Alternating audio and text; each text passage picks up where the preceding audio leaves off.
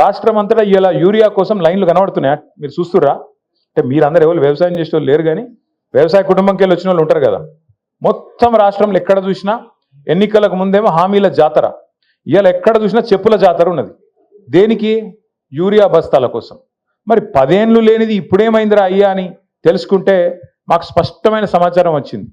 మొత్తం కాంగ్రెస్ వాళ్ళే యూరియా కూడా బుక్కుతున్నారు, డైవర్ట్ చేస్తున్నారు, బ్లాక్ మార్కెట్లు అమ్ముకుంటున్నారని సమాచారం వచ్చింది. నేను నిన్నగాక మొన్న గద్వాల పోయినా, గద్వాలలో చెప్పిన నేను, కాంగ్రెస్ వాళ్ళే యూరియా మొత్తం డైవర్ట్ చేస్తున్నారు, కాంగ్రెస్ వాళ్ళే యూరియాని బ్లాక్ మార్కెట్లో దందా చేస్తున్నారు, రైతులకు అందకుండా చేస్తున్నారు అని చెప్పిన. చెప్తే నన్ను నిన్న కూడా కాంగ్రెస్ వాడు తిట్టిండు, యూరియా అని అంటావా నువ్వు, అట్లా ఇట్లా డామ్ డుసుకొని తిట్టిండు. ఇప్పుడు పొద్దున వార్త చూస్తే ఇక వీళ్ళ మిర్యాల కూడా ఎమ్మెల్యే కొత్తగా గెలిచిన కాంగ్రెస్ ఆయన ఉన్నాడు కదా, ఆయన గన్మ్యాన్ ఒక లారీ యూరియా తీసుకుపోయిండట. ఆయన గన్మెన్. మరి గన్మెనే లారీ యూరియా తీసుకపోతే ఎమ్మెల్యే ఎంత ఎత్తుకపోవాలి? ఇక మరి మీరు ఒక లారీ లోడ్ గన్మెన్ ఎత్తుకపోతే ఎమ్మెల్యే సాబ్ కనీసం ఒక గోదామని ఎత్తుకపోవన్నా వద్దా? ఇజ్జత్ కా సవాల్. గట్లున్నది కాంగ్రెస్ వాళ్ళ కథ. ఆఖరి యూరియా కూడా బుక్తారే, నాకు అర్థం కాదు.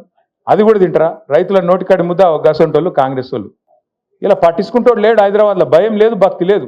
ఎందుకంటే వీళ్ళే దోసుకోవట్రు, దండుపాలెం బ్యాచ్ లెక్క వీళ్ళే మోపైంది. ఇక వాళ్ళకు ఇంకోటి దొంగ ఎందుకు భయపడతాడు? చిన్న దొంగ పెద్ద దొంగ.